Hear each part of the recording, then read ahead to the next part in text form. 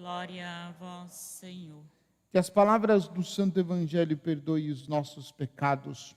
Que assim seja. Bonita nesse texto, porque nos faz observar o poder criador de Deus. O livro do Eclesiástico, ele reconta de um jeito diferente a obra da criação. Isto é, como é que Deus fez para criar todas as coisas? Deus criou pela palavra. Deus disse e as coisas passaram a existir. E este mistério é tão grande porque a palavra, depois nós vamos ver no Novo Testamento, no Evangelho de João, a palavra se fez carne e habitou entre nós. Então, a palavra que Deus disse criou o céu e a terra, como nós ouvimos no livro do Eclesiástico. Deus disse e tudo passou a existir. Olha como que reconta. Vou recordar as obras do Senhor, vou descrever aquilo que vi. Pelas palavras do Senhor foram feitas as suas obras. De acordo com a sua vontade, realizou-se o julgamento. O sol brilhante contempla todas as coisas. A obra do Senhor está cheia da sua glória. E aí vai descrevendo. Então, é tremendo porque o Deus que nós amamos, o Deus que nós adoramos, o Deus que nos foi revelado por Jesus, é o Deus Todo-Poderoso, Criador do céu e da terra. E Ele se colocou no meio de nós. Nós o adoramos. Este Deus que fez todas as coisas. E fez todas as coisas por amor a nós. Por amor a nós. Então, Ele manifestou desde sempre, na obra da criação, o seu amor para com a humanidade. E a própria obra da criação é amor de Deus manifestada na vida de todos nós. Para que nós soubéssemos e nunca mais esquecêssemos quem Ele é. Quem Ele é. E de onde vieram todas as coisas. E também nós viemos dele por meio de sua palavra. Palavra poderosa e criadora. Para que a gente possa verdadeiramente amá-lo e servi-lo. Jesus, no Evangelho, se encontra com um cego. Filho de Timeu, não tem nem nome. Bartimeu não é nome. Bartimeu diz a procedência, diz de quem ele é filho. Que ele era cego e mendigo, diz o texto. E ouviu falar de Jesus. Ouviu falar de Jesus. E que Jesus iria passar ali, naquele caminho. E aí ele se põe a gritar. Quando ouviu dizer que Jesus, o Nazareno, estava passando, ele começou a gritar. Jesus, filho de Davi, tem piedade de mim.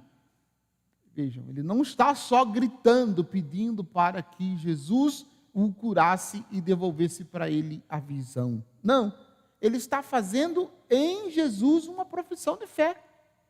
Quando ele diz Jesus, filho de Davi, ele está professando a fé. Ele está dizendo exatamente quem é Jesus. E porque ele está dizendo exatamente quem é Jesus, então significativo esse encontro. Porque se nós observarmos, aqui nós estamos no capítulo 10 do Evangelho de Marcos. Jesus já se apresentou, Jesus já fez muitos sinais, Jesus já falou do reino de Deus. No entanto, muitos dos que o escutaram não acreditaram e não acreditam nele. O cego está reconhecendo quem é Jesus, e porque está reconhecendo quem é Jesus, ele está fazendo uma belíssima profissão de fé, dizendo que Jesus é filho de Davi. E aí tem um grupo de pessoas que repreendem, que se incomodam, que dizem para ele, fica quieto, cala a boca, não atormente. Não grite tanto, não perturbe o mestre, e tantas outras palavras que tenho vontade de repetir aqui, mas vou me conter. Porque eles, de algum modo, se incomodaram com a atitude deste cego? Porque ele se pôs a gritar. E quanto mais eles impediam, quanto mais ele pediu para ele ficar quieto, ele gritava ainda mais, ele gritava com mais insistência, ele gritava com mais força. Demonstrando que ele, de fato, estava se aproximando de Jesus. E que ele queria ter a oportunidade de ter este encontro. E olha só, depois de tanta gritaria, de tanta insistência do cego, Jesus disse: chamai-o. Eles chamaram e disseram: coragem, levanta-te, Jesus te chama. Eu fico pensando, o que passou no coração deste cego quando disseram para ele: coragem, Jesus te chama?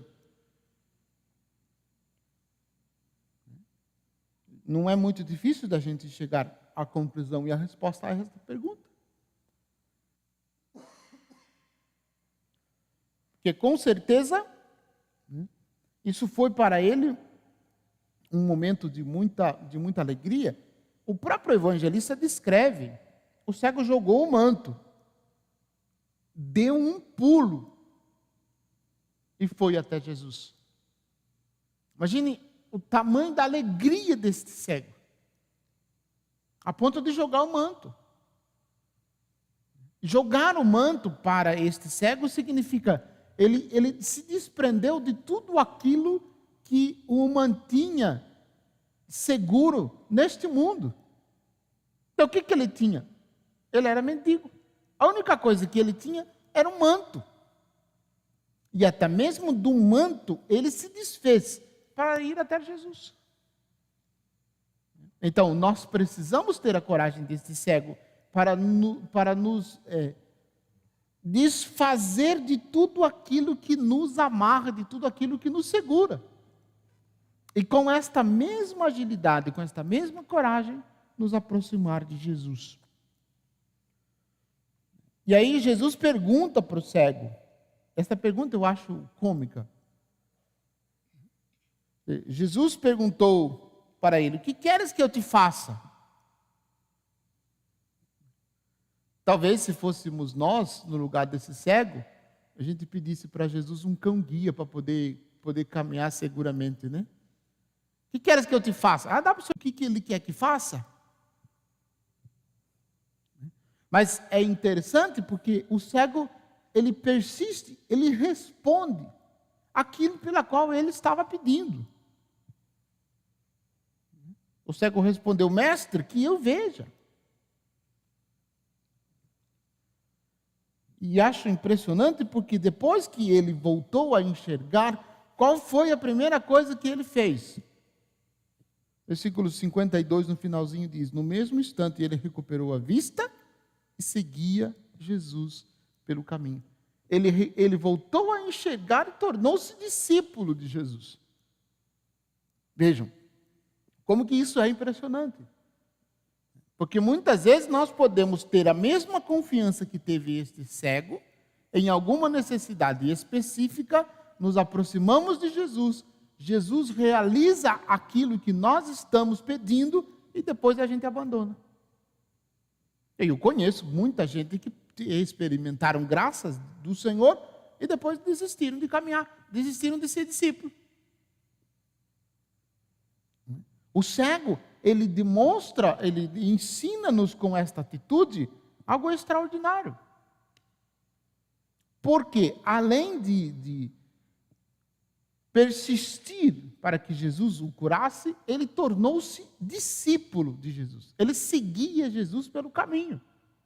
Seguir Jesus pelo caminho significa tornar-se discípulo dele. Então, nós precisamos também ter esse encontro que teve o cego, esse encontro com Jesus, a ponto de Jesus mudar a nossa vida.